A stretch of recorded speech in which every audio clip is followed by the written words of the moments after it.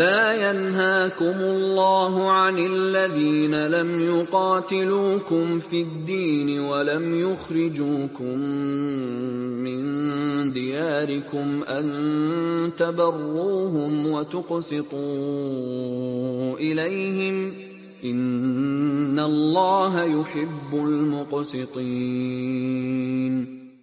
சுமார் 35 வருட காலமாக இலங்கை ஒரு போர் மூட்டம் சூழ்ந்த முரண்பாடுகளுடைய ஒரு சூழலமைப்பாக காணப்படுகிறது. இது குறித்து வரலாற்று ஆசிரியர்கள் கருத்து தெரிவிக்கையில் இவ்வாறு கூறுகிறார். இன மத கலாச்சாரங்கள் ரீதியாக ஒருபோதும் முரண்பாடுகள் ஏற்படுவதில்லை. இனங்களினுடைய கருத்துக்களோ மதங்களினுடைய கருத்துக்களோ அடுத்த மதத்தினுடைய கருத்துக்களில் பிரச்சனைகளை ஏற்படுத்துகின்ற ஒன்றல்ல. மாறாக மனிதர்களுடைய செயற்பாடுகளே இந்த முரண்பாடுகளுக்கு காரணமாக இருக்கிறது. இலங்கை முஸ்லிம்களுடைய வரலாறுகளை நாங்கள் எடுத்து நோக்குகின்ற பொழுது பேராசிரியர் லோன தேவராஜா அவர்கள் இவ்வாறு கூறுகிறார். இலங்கை முஸ்லிம்களுக்கும் பௌத்தர்களுக்கும் இடையே சுமார் 1000 வருட கால நல்லுறவும் நல்லிணக்கமும் காணப்படுகிறது. இதனூடாக முஸ்லிம்களும் பௌத்தர்களும் சிறுபான்மை மதத்தவர்களும் பெரும்பான்மை மதத்தவர்களும் மிகவும் நல்லிணக்கம் நிறைந்தவர்களாக ஒற்றுமையாக செயற்பட்டிருக்கின்றனர். இவரின் இந்த கருத்து பல வரலாற்று நூல்களினூடாக எடுத்தியம்பப்படுகிறது.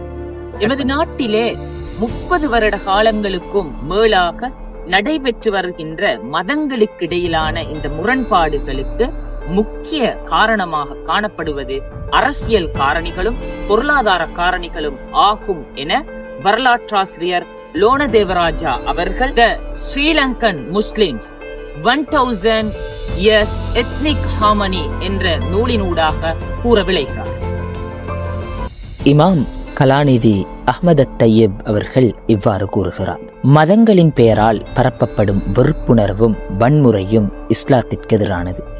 நாம் அனைவரும் மனிதநேயம் என்ற புள்ளியில் இணைந்த சகோதரர்கள். நாங்கள் வாழக்கூடிய இந்த நாடு பௌத்த பெரும்பான்மையை கொண்ட பல்லின சமூகங்கள் வாழக்கூடிய பூமியாக இருக்கிறது. இந்த நிலையில் நாங்கள் சிறுபான்மை சமூகத்தினர் என்ற வகையில் அடுத்த மதத்தவர்களோடு எவ்வாறு எங்களது நகர்வுகளை ஏற்படுத்திக் கொள்ள வேண்டும் என்ற ஒழுங்குகள் இருக்கின்றன. அந்த ஒழுங்குகள் எமது சமூகங்களுக்கிடையிலான நல்லுறவை வலுவூட்டுகிறது. இலங்கை வரலாறு நெடுகிலும் நாங்கள் நோக்குகின்ற பொழுது கடந்த காலங்களிலே இனமத பேதங்கள் எங்களது சமூகங்களிலே பல்வேறுபட்ட விரிசல்களையும் பிளவுகளையும் ஏற்படுத்திவிட காரணமாக இருக்கின்றதை பார்க்கின்றோம். நாங்கள் பல்லின சமூகங்களோடு வாழுகின்ற பொழுது மொழி ரீதியாகவும் சம்பிரதாய ரீதியாகவும் கலாச்சார ரீதியாகவும் தங்களுக்குள்ளால் புரிதல்களை ஏற்படுத்திக் கொள்ள வேண்டிய தேவை இருக்கிறது. குறிப்பாக இதனை முக்கியமானதொரு ஒழுங்காகவும் இன நல்லிணக்கத்துக்கான ஒரு முக்கிய உத்தியாகவும் பயன்படுத்த முடியும். முஸ்லிம்கள் மாற்று மதத்தவர்களுடன் வாழும்போது அவர்களை வெறும் அந்நியர்களாக பார்க்கக்கூடாது. மாறாக தேச கட்டுமானத்தின் சமமான பங்காளிகளாக பார்க்க வேண்டும். இந்த பின்னணியில் இந்த நாட்டில் வாழக்கூடிய அனைத்து சமூகங்களுக்குள்ளாலும் நாங்கள் எவ்வாறு தங்களது நகர்வுகளையும் அணுகுதல்களையும் மேற்கொள்ள வேண்டும் என்பது குறித்து சிந்திக்க வேண்டிய தேவை இருக்கு. அந்த வகையிலே நாங்கள் எவ்வாறு எமது சமூகங்களுக்குள்ளால் ஒன்றிணைந்து வாழ வேண்டும் என்பது குறித்து இந்த மன்றம் பேச விளைகிறது. சங்கமம் உள்ளங்களால் ஒன்றிணைவோம் என்ற துணிப்பொருள் தாங்கி இந்த மன்றம் நகர்கிறது.